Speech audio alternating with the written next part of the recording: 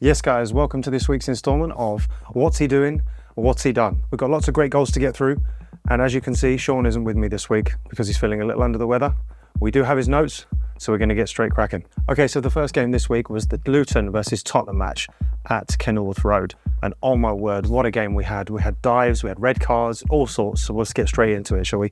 We have to give a dunce to Bissouma. He has just done some old school 1980s tactics here. We've got VAR, for God's sake. I don't understand why a man of his skill, his level, is going to be doing stuff like this. It's just unacceptable. Ange Postecoglou must be fuming. There's no way he's recommended he does that. There's just no way. So he's definitely going to get a dunce from us. Sean completely agrees. You can't be doing that with VAR, that obvious. It's ridiculous. That being said, it isn't a goal, but he still deserves the dunce. He's got to get it because that's stupid. To take your team down to 10 men at the end of the first half is just stupid. I hope everyone gave him a roasting, a thorough roasting in that dressing room. Now, the goal that came from Van der Ven from that corner, James Maddison with a beautiful assist. Has to be said, Tottenham were lucky. Luton came so close. How Adebayo missed that open goal and it just went underneath his leg. It just shows their lack of composure and their lack of readiness to be in the Premier League. They have to tuck those chances away. The goal was gaping and he just let it through. It's not acceptable. That being said, Tottenham, they weren't really that strong, but they had chance after chance after chance. They weren't burying it. And then Van der Ven out of nowhere gets just a beautiful layoff off this corner. And it's essentially a tap-in. He's struck it from about 4 yards. Great goal, but let's see who's at fault. We're sort of sharing the dunce for this one because Van der Ven was completely lost by Carlton Morris, who was supposed to be marking him. Van der Ven's managed to drop outside of where he was supposed to be stood, and then Morris has just completely lost him, giving him all the space, about 3 yards inside the 6-yard box in order to get the shot off. But Alfie Doughty, he has been completely done by Maddison. Yes, Maddison is world class and he's an international player, but he could be marked an awful lot better than he was, and he was just spun. So we're going to give a shared dunce to Doughty and Morris for conceding this goal. But it has to be said, Bissouma, you can't be doing stuff like that. You can't dive in this day and age. If your manager is condoning that, do not do it ever again. It is just embarrassing. How you can even hold your head up going back to Tottenham, going back to London, all your fans, you know full well they're just going to be looking at you like you're an idiot. Can't do that. Don't dive. Because if Tottenham had lost that game, you'd have got absolutely beaten, okay? Online, social media, they'd have rinsed you. So don't do it again. Silly. Okay, game number 2, and this one was exciting. Fulham versus Sheffield. This had ups, downs, Willian masterclass, and I'm not surprised he got man of the match. First and foremost, De Cordova-Reid did miss an open goal. He's going to get a baby dunce for that, but because it's not a goal, it doesn't really feature here. First goal that they did concede from De Cordova-Reid was from Luke Thomas. What's he doing? He's simply just not fast enough to catch De Cordova-Reid. He's absolutely trying his hardest to track back, and as a midfielder, it's not really his job. He's not supposed to know what to do in that situation, but he's not fast enough to get to the line where he breaks off from De Cordova-Reid in order for the keeper to come and close down a one-on-one. And he's not fast enough to stay with Reid either. So he would have to give the dunce to him because he took it upon himself to track and he just wasn't capable of keeping up with that striker. So dunce for you, my man. Now to bring the game 1-1, this was again another shared dunce because Robinson is ultimately responsible for the own goal. It's bad positioning, it's bad body positioning. He knows he's messed up because he's tried to clear it up and just literally a lovely finish into his own net. But he's not supposed to be doing that. For me, Sean thinks it's Robinson because it is the own goal. But 10 seconds prior to that, when Diop goes down injured, he basically just gave the ball to Sheffield. He just gifted it to them. He just went, oh no, and then hobbled and fell down, fair enough. But you can't pass it to the opposition expecting them to be sportsmanlike when they're desperate for points. And they did bring the game 1-1 and no one batted an eyelid. So we're going to give them a shared dunce. But at the end of the day, Robinson own goal, it's an easy dunce for us. It's the pair of you, but it's mostly Robinson. Now, both of these next goals, Foderingham has had a nightmare. What's he doing? He has been lobbed on the first shot, which is just outrageous. This ball has come in over the top.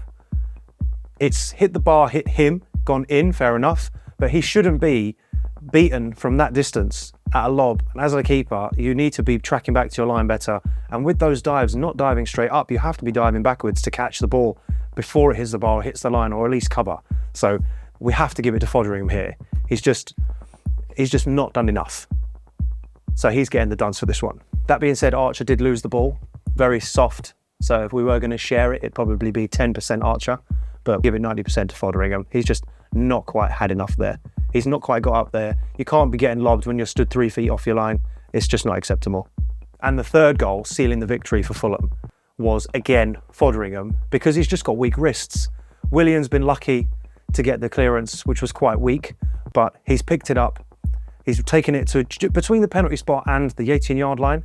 He has hit an absolute belter, but within full vision of Foderingham. Foderingham can see the ball. There's no one in the way.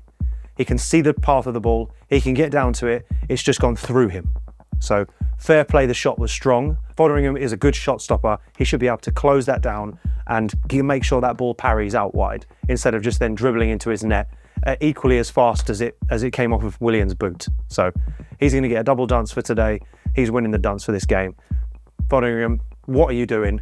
You've had a nightmare. Okay, here's one me and Sean are particularly happy about. Chelsea 4, Burnley 1. It's been blowing up all over YouTube. George Benson, all the boys have been saying Chelsea have finally hit their stride. We're coming back, scoring lots of goals, 6 in the last 2 games. We are very excited.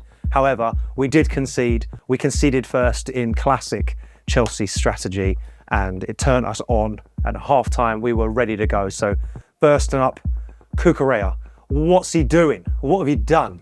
You've been nutmegged. Oddbert's managed to get the ball, lovely little twinkly feet, twisted up Cucurella. Great shot.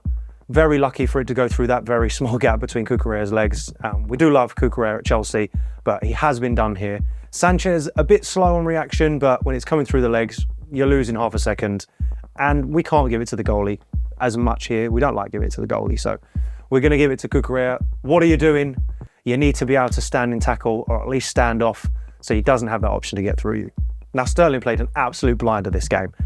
Basically an assist on an own goal here. Alderkill, very unlucky, but it was a poor body position, same as the Fulham game with Robinson. It's just poor positioning from the centre-back. He doesn't quite get himself out of the way, hits his hip or his thigh, and then it loops over the keeper. Very unlucky, but like we said, when it's an own goal, immediate dunce. Sorry, Alderkill, it's you. So Sterling really bringing up Chelsea again here, getting the pen from Vitinho. Very unlucky again, late challenge, bringing Sterling down right on the edge of the box. It was clear that it was inside. VAR took their sweet time, but we're glad they're taking their time and getting the decisions correct. But at the same time, they don't need to take quite that long. We've got plenty of angles. And then Cole Palmer, smooth as you like the commentator said, completely nerveless, buries it bottom right, tricks the keeper. Can't do more than that. He has finally got his first goal for Chelsea off the mark. Hopefully we see the 2 ex-Man City boys teaming up like that again, and they're just going to start smashing it for Chelsea. So yeah, go. Okay, so Sterling with a hat-trick of goal contributions here for us. Aaron Ramsey was dispossessed after a really poor touch coming in for him. Heavy pass, but really bad touch. Completely dispossessed. Ball passed out wide to Sterling. He's got all the space, couple of twinkle toes, and left foot straight across. Keeper had no chance. 3-1 Chelsea. Aaron Ramsey, what are you doing? You can't take a touch like that. You're a Premier League player. Come on, control that ball. Now to seal it for Chelsea and get that 4th goal, Dara O'Shea is the one we're giving the dunce to here. What is he doing? He is caught ball watching while Nick Jackson, composed as you like, manages to drag the ball back, turn and get his shot away and bury it between O'Shea and the keeper. So composed, so happy on the ball. Looks like he's getting his form back. That makes us very happy. 4-1 win for Chelsea. O'Shea, what are you doing? Okay, Man United, Brentford. We need to talk about Man United. How on earth they've done this? It is just mind-blowing. Classic Fergie Man United, where they just pull a game back after 90 minutes. And thank God there was 90 plus 200 minutes, because Harry Maguire's assist for McTominay is out of nowhere. And then McTominay with a very just gifted ball for him to bury. 2 goals in 6 minutes to save Manchester United. All the fans were just in uproar. Ten Hag this, Ten Hag that. The players just didn't have anything. They don't have any heart in them anymore at the moment.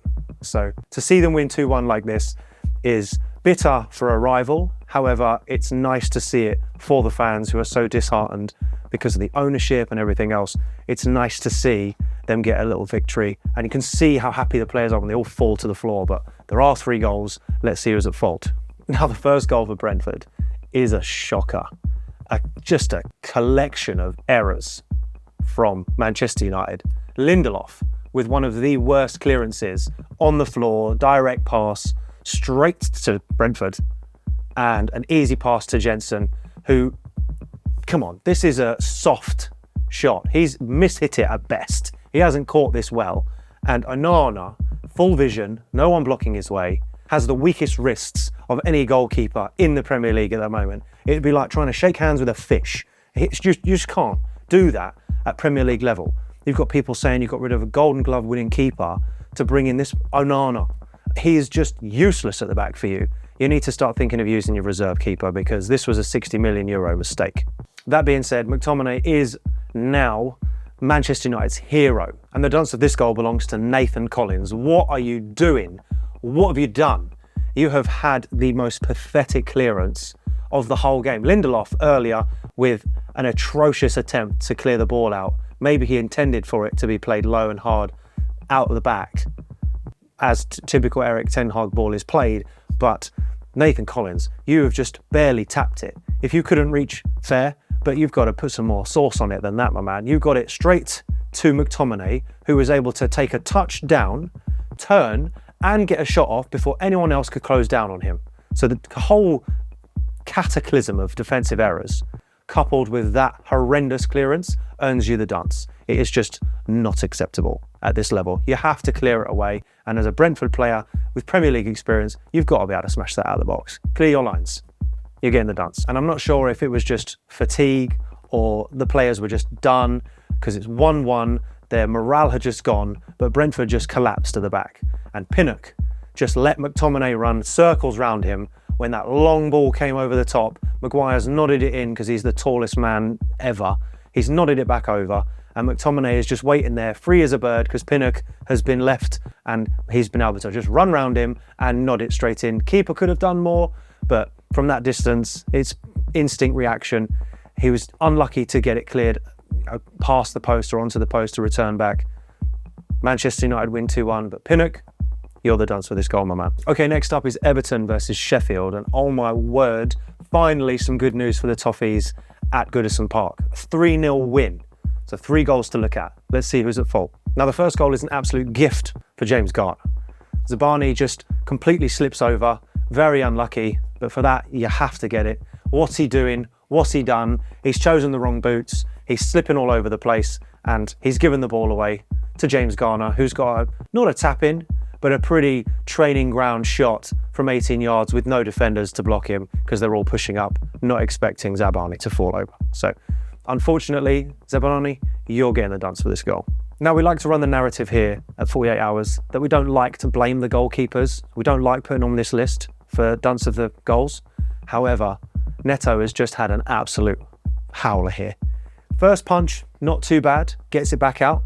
The ball's then whipped back in. The second punch is just pathetic. Doesn't catch it, not looking at the ball. He's trying to climb over bodies, fair, but they train this daily. They train it weekly. They train it all the time to get up, get over, and get it past that man that's waiting, that Paul Scholes that's waiting there to just smash it back in.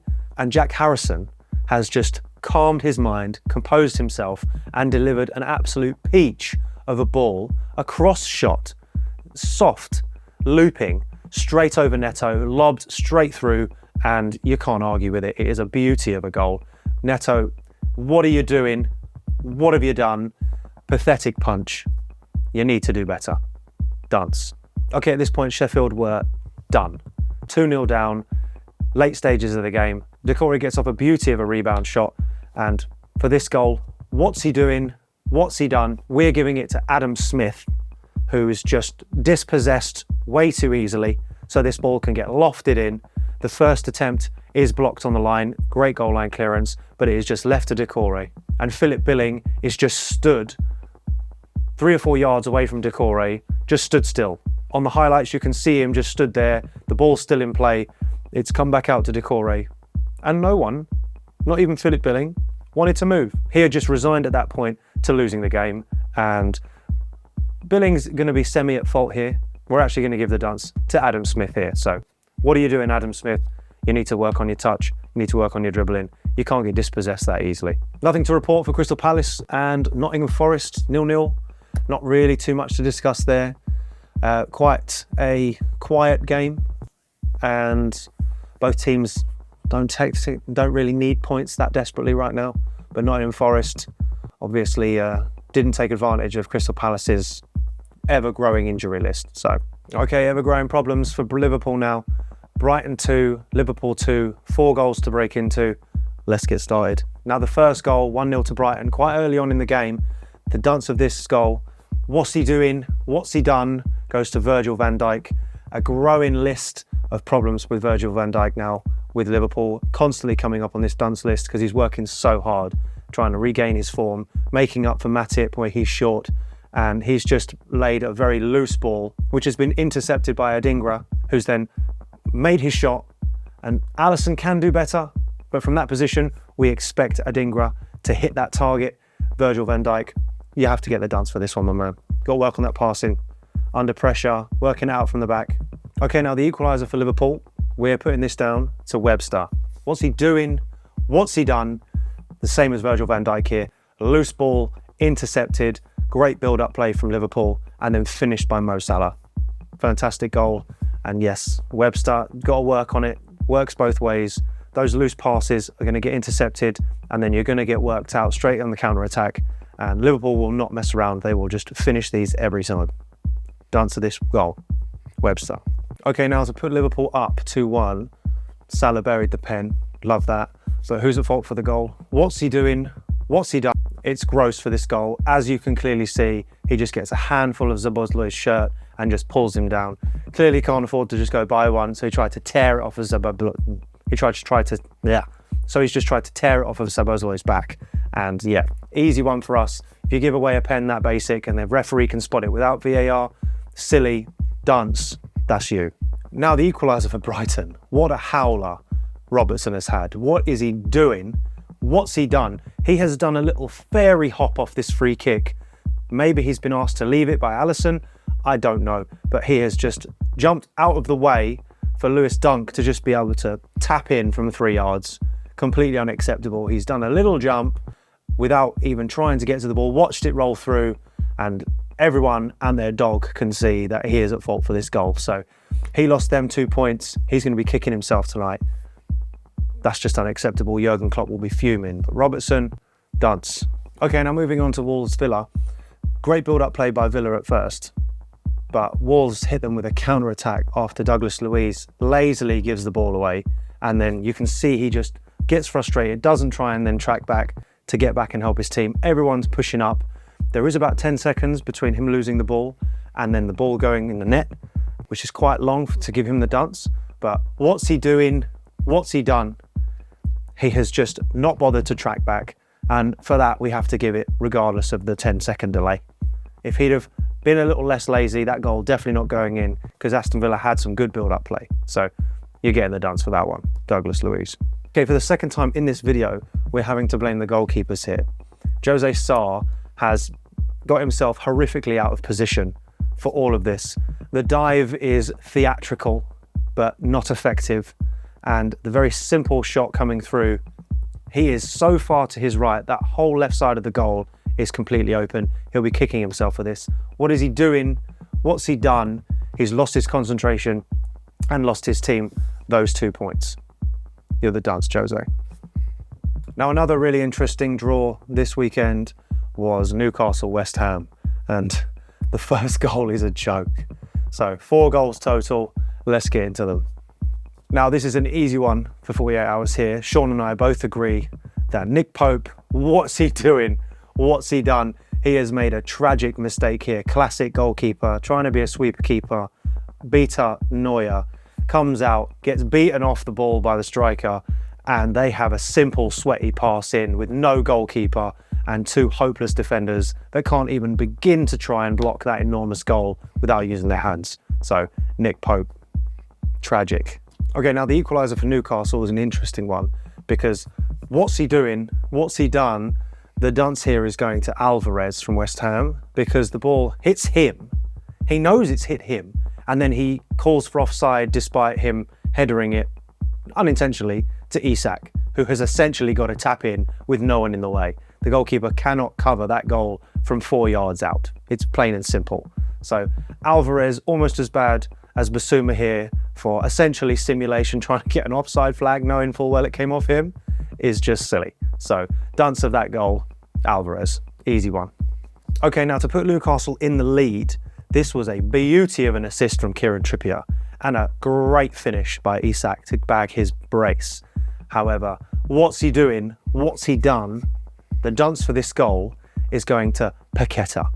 He's done an awful job at left back here. He has just left Kieran Trippier, of all people, one of the greatest passers of the ball in the Premier League, all on his own, in all that space, probably about 25 square yards of free space for him to just lay this ball. He had enough time to take it down, see his pass, and yet he didn't. He just one-touched it, volley pass, and Isak had all the time. West Ham just fell apart. So the dunce of this goal, Paqueta. Okay, and finally, the first one this weekend. We're almost at the end of the video, and there is a no-fault goal from Kudus.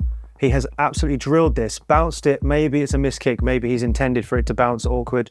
Tonali maybe could have broken down a little bit, says Sean in his notes.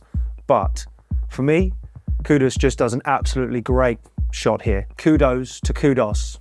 Well done. No one at fault. 2-2 Newcastle, West Ham. Okay, now the game of the weekend was the title contention for last year, Man City, Arsenal.